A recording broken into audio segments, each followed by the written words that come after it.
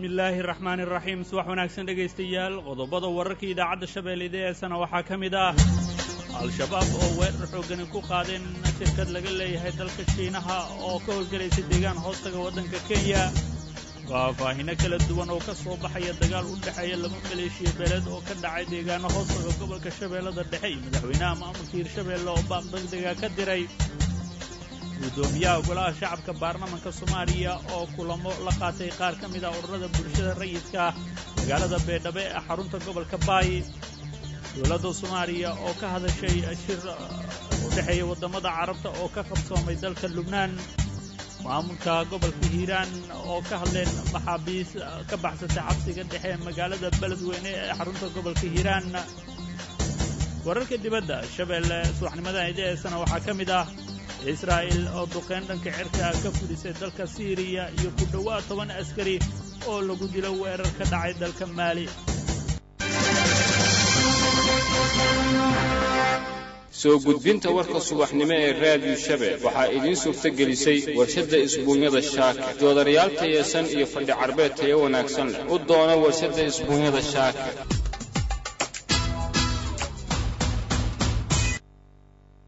waa subaxnimo isniina taariikhduna ay ku beegan tahay 22 January 2019 warkaas oo dhan waxaa la diyaaraa wariyahayaga xasan wali sheekh abubakar aad iyo aad ayaad mahadsan tahay guuleed cumar xasan bismillaahi raxmaani raxiim subax wanaagsan dhegaystayaal kusoo dhawaada warkii oo fidsan xarakada al-shabaab ayaa weerar ku qaaday shirkad laga leeyahay waddanka shiinaha oo ka howlgelaysay deegaan hoostaga dowladda kenya warkan waxaa faahfaahinaya waryaheena xasan kaafi xuseen axmed taliska booliiska kenya ayaa sheegay in rag hubaysan oo looga shakisan yahay inay ka tirsan yihiin al-shabaab ay weerareen xarun dhismaha ahaa oo laga leeyahay dalka shiinaha taas oo ku taalla gobolka waqooyi bari ee dalka kenya taliyaha booliiska kenya joseph boyned ayaa shaaca ka qaaday in kooxdani hubaysan ay rasaas ku fureen xaruntaasi oo ku taalla deegaanka shimbiraay oo u dhow magaalada gaarisa ah ee xarunta gobolka waqooyi bari dalka kenya sidoo kale taliyaha ayaa sheegay in ciidamada ammaanku ay ka hortageen dagaalamayaashaasi oo la sheegay in halkaasi ay weerar ku qaadeen islamarkaana ay rasaas hugiyeen ciidamo ku sugnaay halkaasi iyadoona la sheegayaa in ciidamadaasi ay iska difaaceen sida uu hadalka u dhigay taliyaha ciidamada kenya master joseph waxauna intaasi ku daray hadalkiisa inaysan jirin wax khasaare ah oo ka dhashay weerarkaasi al-shabaab ay ku qaadeen xarunta shiinuhu uu ku leeyahay gobolka waqooyi bari ee dalka kenya weerarkani ayaa imaanaya xilli al-shabaab ay toddobaadkii hore weerar ku qaadeen hotel nuuca raaxada ah oo ku yaalla magaalada nairobi ee xarunta dalkaasi halkaasi oo dagaalamayaashoodu ay ku dileen ilaa iyo 21 qof faahfaahinno kala duwan ayaa ka soo baxaya dagaallo u dhexeeya laba maleeshiya beeleed oo ka dhacay deegaano hoostaga gobolka shabeellada dhexe iyadoona madaxweynaha hirshabelle uu codsaday in si degdeg ah loo joojiyo dagaaladaas guuleed cumar xasan ayaa faahfaahinta eegaya sidaan ku helayno wararka ka imaanaya gaaraha degmada mahada ee gobolka shabeellada dhexe dagaal u dhexeeya laba maleeshiya beeleed ayaa saacadii aanu ka soo gudubnay ka dhacay deegaano ku dhow degmadaasi dagaalka oo xooggiisa qarxay shalay galinkii dambe ayaa la sheegayaa ilaa xalay inay jirtay dagaalla goosgoos oo dhinacyadaasi dhex marayay sidoo kalena uu jiro khasaarooyin isku jira dhimashiya dhaawac oo dagaalku ka dhashay iyo sidoo kale in dadi lakala afduubto waa sida ay xaqiijiyeen qaar ka mid ah dadka deegaanka mid ka mid a dhinacyadii dagaalamay ayaa wararku waxay sheegayaan in 7 ruux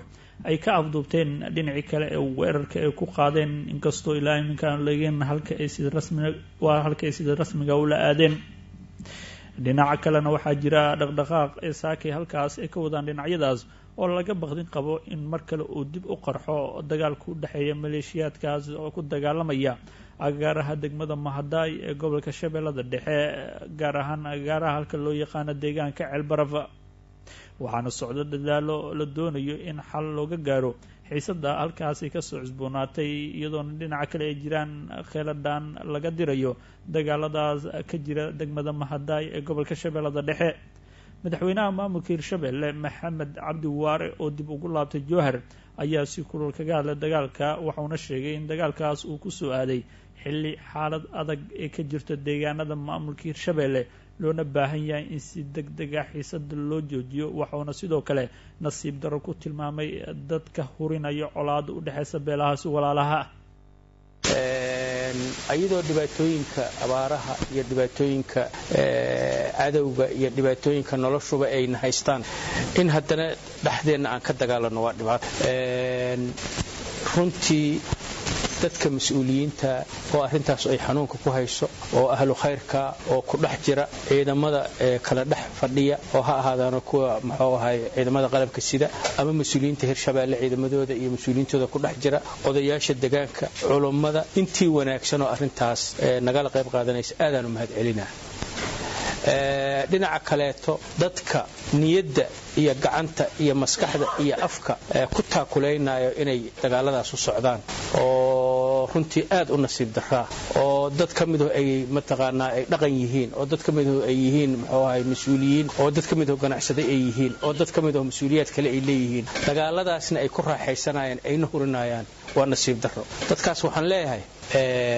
aakhirana xisaabaa idin sugaysa adduunna waa idiin jeednaa waa idin aragnaa waana iska kiin celinaynaa inta badan deegaanada hoostaga maamulka hirshabeelle ayaa waxaa ka taagan xiisado u dhexeeya beel walaalaha oo siyaabooyin kala duwan halkaa u dega iyadoona dhowaantan juhdi badan lagu bixinayay xalinta beelo walaalaha oo ku dagaalamaya agaaraha degmada maxaas ee gobolka hiiraan ayaa haddana waxaa soo cusboonaaday xiisado kale oo horleh u dhexeeya beelo wada dega gobolka shabeellada dhexe guddoomiyaha golaha shacabka ah ee baarlamaanka jamhuuriyadda federaalka soomaaliya iyo ku-xigeenkiisa ayaa ururada bulshada rayidka kula kulmay magaalada baydhabo ee xarunta gobolka baay maxamed mursal sheekh cabdiraxmaan guddoomiyaha golaha shacabka ee jamhuuriyadda federaalka soomaaliya ayaa kulan la qaatay ururada bulshada rayidka oo qeyb muhiim ah ka qaatay matalaada shacabka deegaanada koonfur galbeed soomaaliya kulankan ayaa ahaa mid lagu doonayey in kalsoonidooda nabadeynta ah ay markaasi qaataan oo ay ka dhex qaataan bulshada dhexdeeda si markaasi loo dardargeliyo howlaha dib u heshiisiinta ee maalmahan ugu dambeeyey oo guddoomiyaha golaha shacabka ah u joogay magaalada baydhabo ee xarunta gobolka baay kulanka intii uu socday ayaa waxaa talooyin ku saabsan qaabka loo gaarsiin karo bulshada rayidka ah howlaha dib u heshiisiinta iyo sida looga gudbi karo caqabadaha hortaagan horumarka bulshada koonfur galbeed waxa ay la wadaageen guddoomiyaha golaha shacabka sidoo kale waxa ay soo jeediyeen in dhankooda ay qeyb ka ahaan doonaan ayna ka codsanayaan in ay qeyb ka ahaadaan guddiyada ku howlan dib u heshiisiinta maadaama ay jiraan shakhsiyaad si wanaagsan uga soo qeyb qaatay dib u heshiisiin badan oo laga sameeyey deegaanada koonfur galbeed soomaaliya dhankiisa guddoomiyaha golaha shacabka soomaaliya ayaa isaguna ka aqbalay islamarkaana talooyinkooda si wanaagsan u dhageystay si kastoo ay ahaato maalmihii lasoo dhaafay guddoomiyaha golaha shacabka ee baarlamaanka jamhuuriyadda federaalk soomaaliya iyo ku-xigeenkiisa ayaa ku sugnaa magaalada baydhabo ee xarunta gobolka baay iyagoona halkaas bulshada qeybaheeda kala duwan oo ay ugu horeeyaan odayaasha dhaqanka kula kulmiyey waxay arrimahaasi oo dhan daba socdaan xilli dhowaan xilka madaxtinimada ee markaasi maamulka koonfur galbeed soomaaliya loo doortay madaxweyne cusub islamarkaana dhowaan lagu caleemo saaray magaalada baydhabo caleemasaarkaas oo uu ka qeyb galay madaxweynaha jamhuuriyadda federaalk soomaaliya maamulka gobolka hiiraan ayaa sheegay in ay baaris ku wadaan sababta ka dambeysay in maxaabiis ay ka baxsadaan xabsiga magaalada beledweyne ee xarunta gobolka hiiraan mahad maxamed cabdiraxmaan mahad mutawakil ayaa faahfaahinta haya yuusuf axmed hagar dabageed guddoomiyaha gobolka hiiraan ayaa ka hadlay maxaabiis ka baxsatay xabsiga dhexe ee magaalada beledweyne ee xarunta gobolka hiiraan waxaana uu sheegay in ciidamada ammaanka ay ku raad joogaan maxaabiistaas baxsatay dibna loogu soo celin doono xabsiga waxa uu digniin adag u diray misna sheegay inay baaris ku socoto xilligan saraakiil iyo askar fududaysay inay baxsadaan ciddii ku caddaata ayuu muujiyey in ciqaab adag ay la kulmi doonaan sigan dhexe degmada beledweyne ee caasimadda gobolka hiiraan dadaa ka fakaday ciddii fakashadaas u sabab ahaydna waa daba geli doonaa haddii alla idmo hadday madaxda xabsiga ay tahay iyo haddii madaxda asluubta ay tahay iyo haddii askarta asluubta ay tahaba guddi saraakiil ah oo ciidamada kala duwan ahaa arrintaas soo baari doona cidday ku caddaatana laguma cafi doono haddaana shakiyada aan qabno dadka ka qabno guddigaan u bandhigi doonaa haddii alla idmo xabsiga dhexe ee magaalada beledweyne ee xarunta gobolka hiiraan ayaan helin weli dayactir wanaagsan inkastoo ciidamada ammaanka ay si aada u adkeeyaan maxaabiis badanna xilligan ay ku jirto taliska ciidanka booliska soomaaliyeed ayaa wasaaradda gaadiidka dowladda federaalka soomaaliya ka dalbaday inay xaliyaan dhibaatooyinka ka taagan xagga taargooyinka gawaarida isticmaasho waddooyinka waaweyn ee magaalada muqdisho maxamuud cabdinaasir maxamed soofaysane ayaa warkan faahfaahinaya jenaraal maxamed cumar madaale oo ka mid a saraakiisha ciidamada booliiska soomaaliyeed ayaa carabka ku dhiftay dhibaatooyin uu sheegay in ay ka jiraan dhinaca gaadiidka ee magaalada muqdisho wasaaradda gaadiidka ayuu ugu baaqay in ay saxdo cilladaha taarikada maadaama inta badan baabuurta lagu qabto taarika la-aanta ay ku doodaan amaba ay ku andacoodaan in ay wasaaradda ka go-an tahay taarikadii dhinaca kale taliska ciidamada xoogga ayuu ka codsaday in ay wax ka qabtaan baabuurta ama gaadiidka ciidamada xoogga ee gudaha magaalada u isticmaala qaababka aan sharciga ahayn waxaan rabnaa wixii qolo walba aanu waajib ugu leenahay inaanu u sheegno oo ay ka soo baxaan ciidamada qalabka sida waa raadsanaynaa waa taliyaha ciidanka la ballansan gooni baanu isu arkaynaa hogaamada gaadiidka iyo taliyayaashooda idinka waxaanu idinka rabnaa wasaaradda gaadiidka taargada kala go-aysa taargadu waa kala go-daa batantuhuna waa kala go-aa labadaas in laga digtoonaadaan rabnaa sharci darro laguma socon karo taarga la-aan iyo batanta la-aan qofkii oo lacagtii shubay baa la leeyahay taargadii waa kala go-day waa maqan tahay waa dhibaato taagan waana ka warqabaanu fiija baraa iyo agaasimaha guud qofkii oo lacagtii shubay baa la leeyahay batanta laguma hayo jildigiibaa go-ay annagiina dariiqaanu u taagana waxaan rabnaa inaan wax ka qabanno ninka aan batanta wadan iyo ninka aan taarga wadan mararka qaar baabuur aan taarga lahayn ayay laamaha amnigu sheegaan in loo adeegsado weerarada ka dhaca magaalada caasimadda ah ee muqdisho taliska booliiska ayaa iminka ku howlan sidii wax looga qaban lahaa dhibaatooyinka dhinaca taargada iyo gaadiidka wafdi ka socda dowladda federaalka soomaaliya ayaa ka qayb galay shir looga hadlaya arrimaha dalalka carabta gaar ahaan dhaqaalaha waddamadaasi oo ka dhacay dalka lubnaan xaruntiisa bayruud jaamac maxamed kadiye ayaa warkan faahfaahinaya wasiirka arrimaha dibadda iyo iskaashiga caalamiga mudane axmed ciise cawad isagoo ka wakiil ah madaxweynaha jamhuuriyadda federaalk soomaaliya mudane maxamed cabdulaahi maxamed farmaajo ayaa waxa uu ka qayb galay shir madaxeedka carbeed ee horumarinta dhaqaalaha iyo bulshada ay martigelinayso dowladda lubnaan shir madaxeedka carbeed oo ka furmay magaalada bayruud sida uu ku xusan yahay jadwal shaqadeedka looga doodayo kulankii gogolxaarka ee wasiirada ayaa waxaa looga hadlay 29 qodob oo ah waxyaabaha ay dunida carbeed wadaagto sida dhaqaalaha iyo bulshada waxaa sidoo kale shirka looga hadlay hindisayaasha iyo istaraatiijiyadda la xiriirta cunnada tamarta ka takhalusidda saboolnimada ilaalinta haweenka istaraatiijiyadda carbeed ee tamarta joogtada iyo dhaqaale abuuridda waxyaabaha dijitaalka laga sameeyo iyo kuwo kale wasiirka maaliyadda xukuumadda soomaaliya mudane cabdiraxmaan ducaale bayle oo qaybna ka ahaa wafuudda uu hogaaminayo wasiirka arrimaha dibadda ayaana faahfaahin ka bixiyey ajandaha soomaaliya ee la tagtay shirkaasi annagu waxaan la tagnay arrinta ugu weyn waxay arrintii deyn cafiska sida la wada ogsoon yahay carabtu deyn badan bay nagu leedahay adduunka oo dhan baa deyn bay nagu leeyahay iyaga laftoodu qayb dhan bay nagu leeyihiin bilyan iyo waxoogaa bay nagu bilyan iyo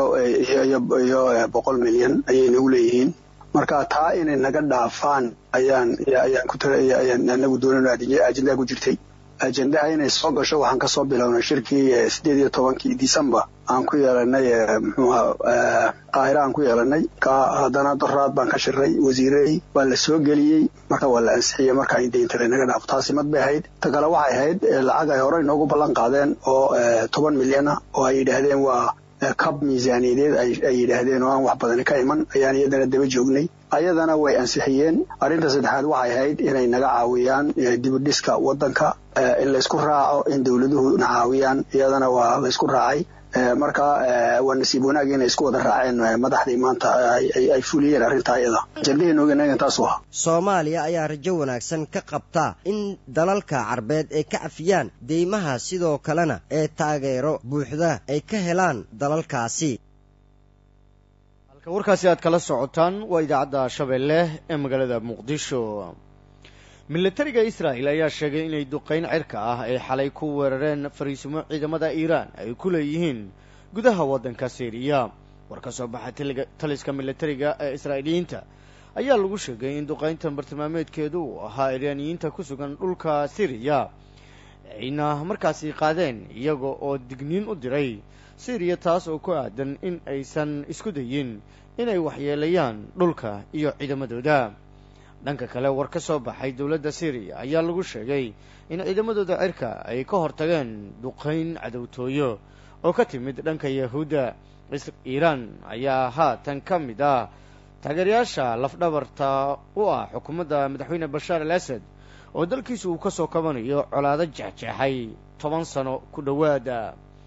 dad goobjoogayaal ah ayaa sheegay in meelaha la bartilmaameedsaday ay ka mid tahay gudaha magaalada Dimashq ee xarunta dalka Syria iyagoona xalay halkaasi laga arkayay uuro iyo qiic walxaha qarxa ka dhashay oo cirka isku sii shareeraya talaabadani ayaa imaanaysa xilli dawladda Ruushku ay Israa'iil uga digtay weeraro ay ku qaado gudaha waddanka Syria warkii aad kala socoteen subaxnimadan oo ay taariikhdu ku beegan tahay 22 bisha Janaayo sanadda 2019 wanageynta cidii warkan u dhaafo waxay dib uga baaran karaan bartaan internetka ku leenahay ciwaankeedu yahay shabeelle.net internetka ku leenahay ciwaankeedu yahay shabeelle.net internetka ku leenahay ciwaankeedu yahay shabeelle.net